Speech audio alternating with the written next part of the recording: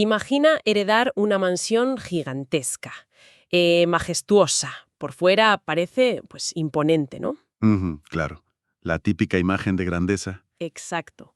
Pero, a ver, al abrir la puerta principal descubres que el techo se cae a pedazos, las tuberías están completamente podridas y el agua inunda los salones. Una ruina total por dentro. Y tanto. Y en lugar de levantar el suelo para cambiar la fontanería, los nuevos inquilinos deciden que la mejor solución es contratar a cientos de personas para que se pasen el día achicando el agua con cubos. O sea, un parche carísimo. Eso es, una solución carísima que, bueno, no arregla absolutamente nada de la estructura. Es una imagen desoladora, la verdad. Pero fíjate que retrata a la perfección cómo era la maquinaria del Estado en México justo después de su independencia. Ujú. Hablamos de un aparato colapsado que intentaba sobrevivir a base de parches temporales. Y precisamente de esa mansión, de sus cimientos y de cómo se ha ido reformando hasta convertirse en el edificio moderno que conocemos hoy, es de lo que vamos a hablar. Un tema fascinante, desde luego. Hoy, nuestra misión, en este análisis a fondo, es rastrear el ADN de la Administración Pública Federal en México. Queremos que la audiencia, especialmente el estudiantado de licenciatura que se enfrenta a estos temas, comprenda a la perfección los fundamentos históricos, conceptuales y jurídicos sobre los que se levanta el Estado mexicano actual. Y bueno, para hincarle el diente a este tema monumental, vamos a utilizar 3 textos académicos que son auténticas brújulas para nosotros. Ujú. A ver, cuéntanos. Pues el primero es una reseña muy aguda de Juan Miguel Morales sobre el trabajo de rescate histórico que hace José Juan Sánchez González. El segundo es un artículo del propio Sánchez González, donde traza el desarrollo del estudio administrativo a lo largo de los siglos. Clave para el contexto. Exacto. Y el tercero es un ensayo fundamental de Mauricio Valdez Rodríguez sobre los retos modernos de la Ley Orgánica de la Administración Pública Federal. Vale, pero antes de empezar a tirar del hilo, hay que hacer un inciso metodológico que es vital para quienes nos escuchan hoy. Fundamental, sí. En este análisis vamos a atravesar épocas muy convulsas. Vamos a tocar temas de política pública, reformas del Estado y, bueno, corrientes económicas de gran calado como el neoliberalismo o las reformas estructurales recientes. Que siempre generan debate. Y por eso queremos declarar de forma explícita, directa e imparcial que en este espacio no tomamos partido por ninguna ideología, ya sea de izquierda o de derecha. Totalmente. No respaldamos ni criticamos las decisiones políticas que vamos a mencionar. Nuestro objetivo es única y exclusivamente exponer los hechos, las mecánicas y los conceptos tal como aparecen en el material original, Ujú. con un fin estrictamente académico y analítico. Es una aclaración imprescindible. O sea, la administración pública es el campo de batalla donde la teoría política choca con la realidad. Claro. Y para entender cómo funciona la maquinaria, pues tenemos que observarla con la bata de laboratorio puesta, analizando los engranajes sin juzgar el color del motor. Vale, vamos a desglosar esto. Para entender cómo funciona hoy un ministerio o una secretaría de Estado, hay que mirar al pasado. Siempre. Y el punto de partida que marcan las fuentes no es precisamente un entorno ordenado. Hablamos de la transición de una resaca colonial brutal a los primeros intentos por poner orden en la casa. Sí, de hecho los textos nos invitan a retroceder incluso un poco antes de la independencia, a la Nueva España. Mencionan documentos como las enfermedades políticas de Hipólito Villarroel, a finales del siglo XVIII. Ya el título lo dice todo. Enfermedades políticas. Totalmente. O el famoso informe del visitador José de Gálvez en 1771. Aquí ya vemos una necesidad imperiosa de diagnosticar los fallos del sistema virreinal. ¿Y cuáles son esos fallos principales? Pues a ver, principalmente una estructura diseñada casi en exclusiva para la extracción de recursos y el control militar o político. Era muy deficiente a la hora de proveer servicios o organizar racionalmente el territorio. O sea, una máquina de extraer, no de gestionar. Exacto. Y de ahí damos el salto al siglo XIX. México es un país recién independizado y el caos es absoluto. Me imagino. Las facciones políticas se pelean por el control, la economía está paralizada y nadie sabe muy bien cómo gobernar un territorio tan inmenso. Y ahí, justo en 1832, aparece Simón Tadeo Ortiz hablando de la ciencia de la policía. A ver, un momento, porque cuando la audiencia de hoy escucha policía, piensa inmediatamente en agentes de seguridad, en patrullas, en sirenas. Claro, es el reflejo condicionado. Pero Ortiz se refería a algo totalmente distinto, ¿no? Sí, se refería a la polis, a la gestión de la ciudad y el bienestar civil. En el siglo XIX, la ciencia de la policía abarcaba desde asegurar que las calles estuvieran pavimentadas y empedradas hasta la salubridad pública, Ujú. El alumbrado, el agua. salud o infraestructura de hoy. Qué curioso. Y unos años después, en 1852, llega Teodosio Lares y hace una distinción que, según las fuentes, es un hito absoluto, Fundamental. Separa el concepto de gobernar del de administrar. que a simple vista parecen sinónimos. Pero a ver, la diferencia mecánica es abismal. Es la línea divisoria que funda la disciplina.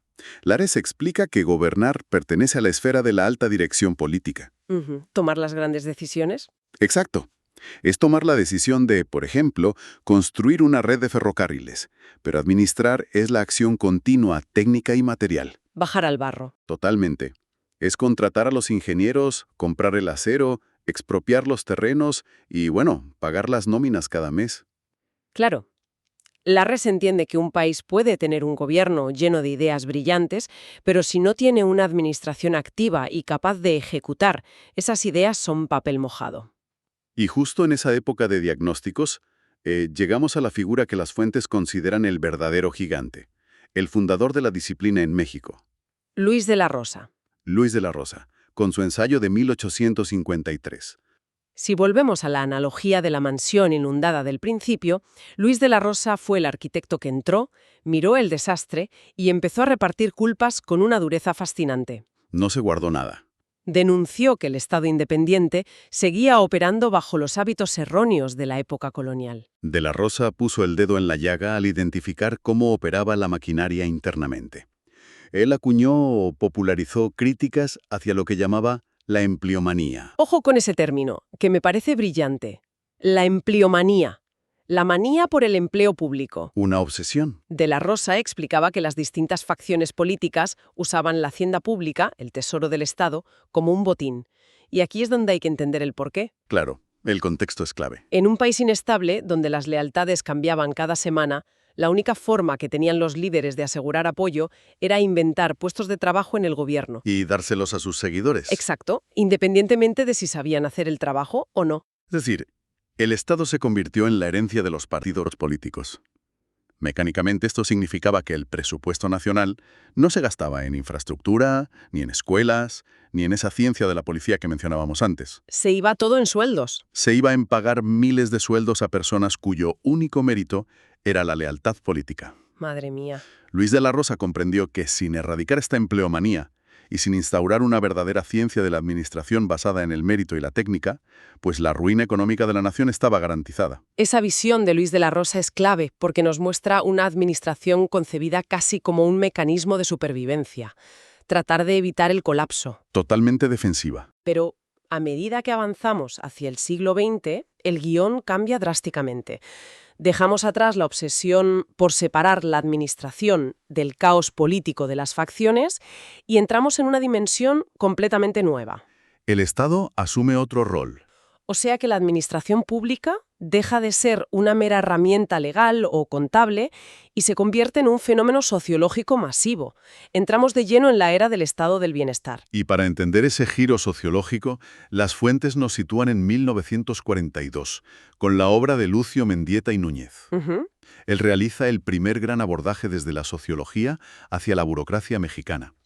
Su premisa es que, conforme avanza el siglo XX, la sociedad se vuelve abrumadoramente compleja. Claro, hay una explosión demográfica, industrialización, la migración masiva del campo a la ciudad. Pío Mendieta. Aspira a absorberlo todo. Y esto tiene un impacto directo en la vida de cualquier estudiante que nos esté escuchando ahora mismo. Totalmente. Piensen en una universidad pública.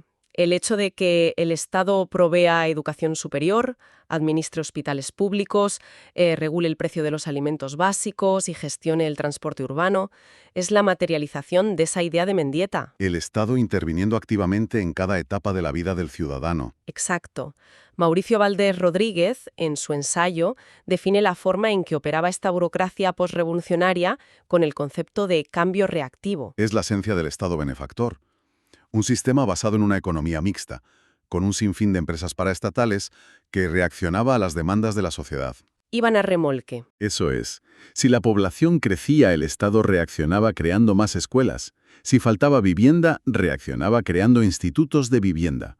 Se buscaba proteger al ciudadano desde la cuna hasta la tumba. Aquí es donde se pone realmente interesante.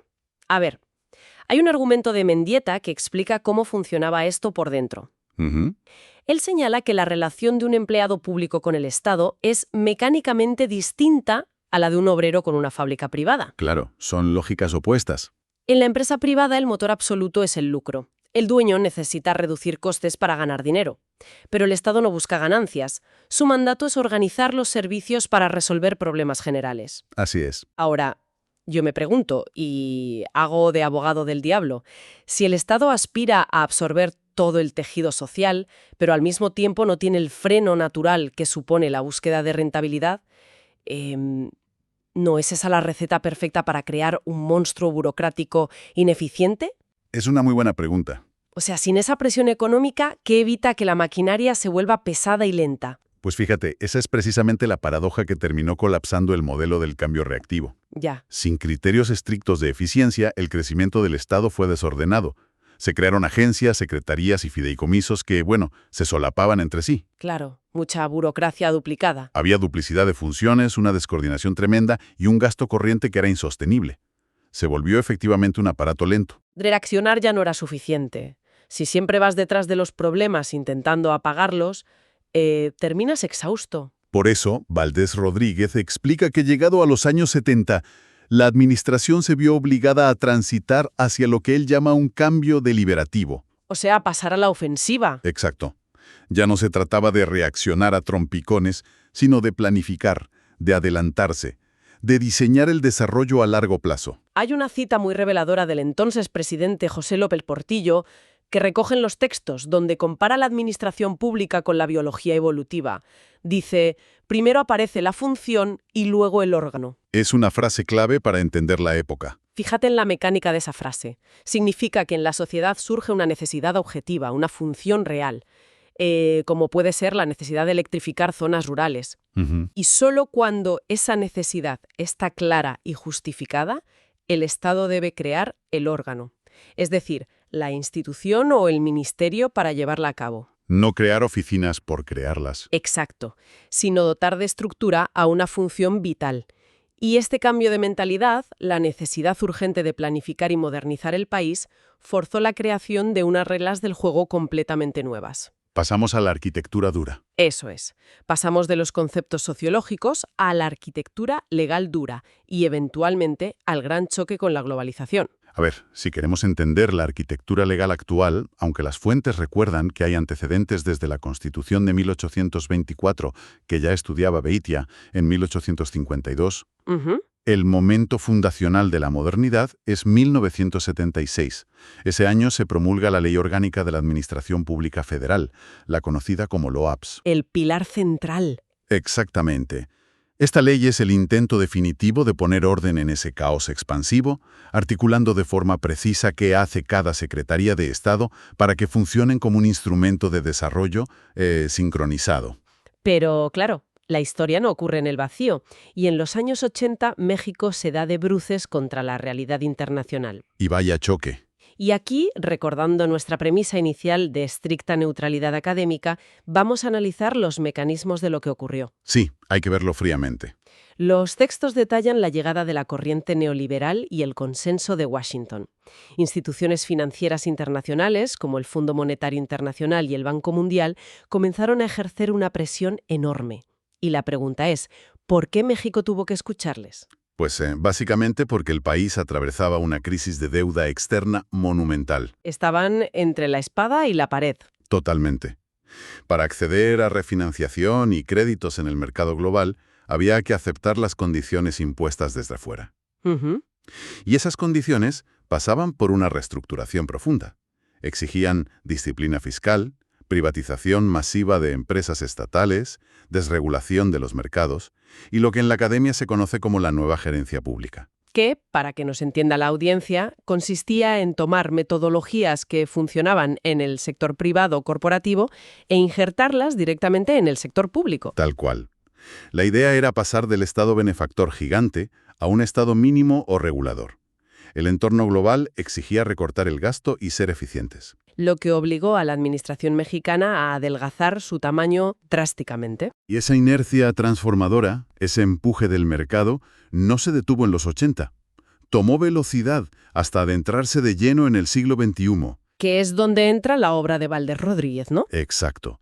Valdés dedica una buena parte de su ensayo a diseccionar las reformas estructurales que se llevaron a cabo durante el gobierno del presidente Enrique Peña Nieto entre 2012 y 2018. Reformas de altísimo impacto. Estas reformas supusieron alteraciones brutales a aquella ley orgánica de 1976.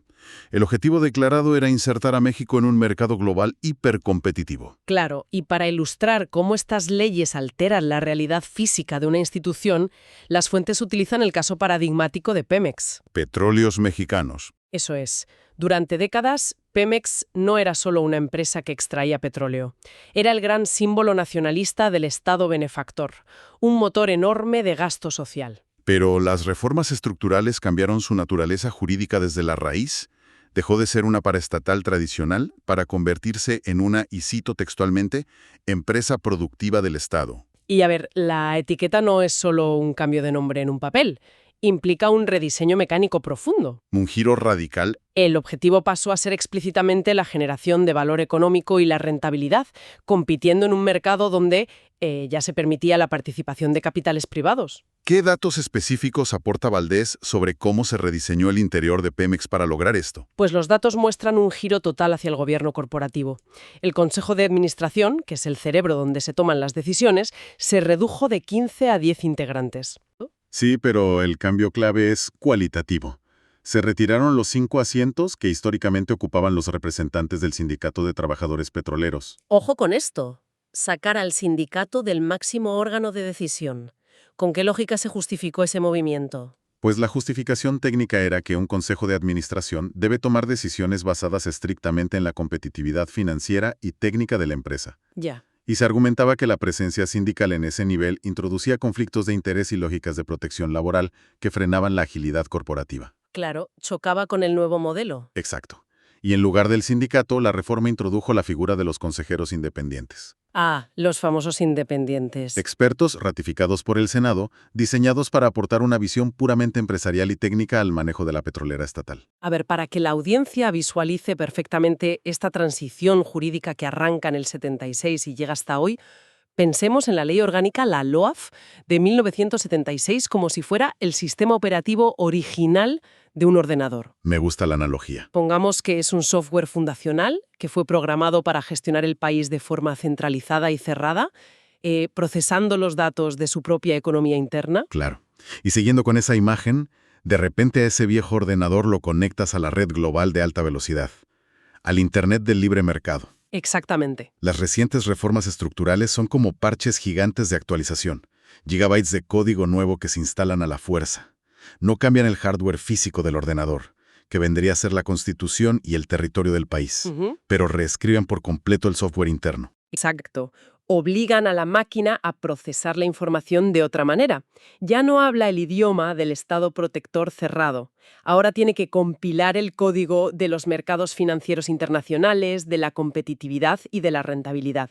Y claro, eso genera fallos en el sistema, fricciones. Porque la placa base del ordenador, la historia social del país, a veces rechaza ese nuevo software corporativo. Y ese es el inmenso reto que subraya Valdés en su texto.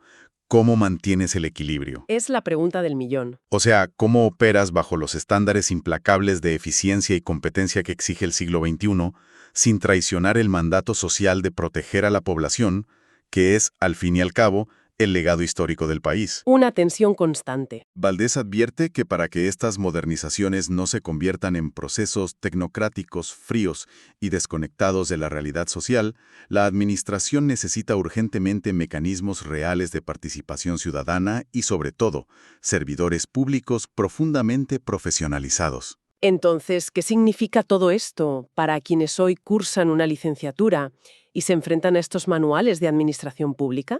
Significa muchas cosas. Significa que hemos recorrido un arco evolutivo asombroso. Arrancamos en el siglo XIX, en una mansión en ruinas, escuchando la indignación de Luis de la Rosa ante la empleomanía y el uso del presupuesto como botín de guerra política. Así empezamos. Avanzamos hacia el siglo XX, donde Mendieta y Núñez nos describen un Estado que intenta abarcarlo todo, construyendo el gigantesco engranaje del bienestar social y el cambio reactivo. El Estado benefactor en todo su esplendor. Y finalmente desembocamos en el presente, lidiando con reformas estructurales complejas que intentan hacer que esa maquinaria responda a las presiones del libre mercado global.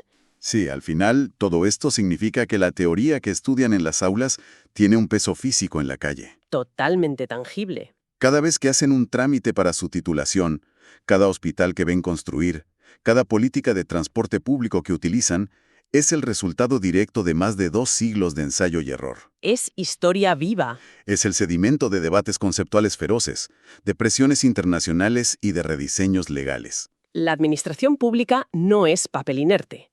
Es el sistema nervioso vivo del país adaptándose constantemente a su entorno. Y antes de despedirnos, quiero dejar flotando una idea para el estudiantado. Un concepto que va más allá de lo que imaginaron los autores clásicos que hemos analizado hoy. A ver, sorpréndenos. Hemos visto cómo la administración pública mutó de la ciencia de la policía decimonónica al gran leviatán del bienestar y de ahí a la gerencia corporativa global, siempre adaptándose. Ujú. Pero el siguiente gran choque no es económico, es tecnológico. ¿Qué pasará en la próxima década cuando la inteligencia artificial asuma la toma de decisiones burocráticas? Una pregunta mayúscula, desde luego. Si mañana los algoritmos son los nuevos administradores públicos, analizando millones de datos para decidir qué barrio necesita un hospital o qué empresa gana una licitación estatal, ¿cómo vamos a legislar un código informático bajo los principios de la Constitución mexicana?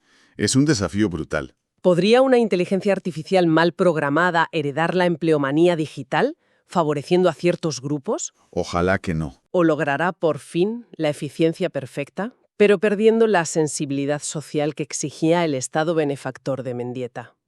Es un debate que pronto dejará de ser ciencia ficción para convertirse, en su realidad profesional. Exacto. Ahí lo dejamos para su propia reflexión. El futuro de la administración pública está en sus manos. Hasta el próximo análisis a fondo.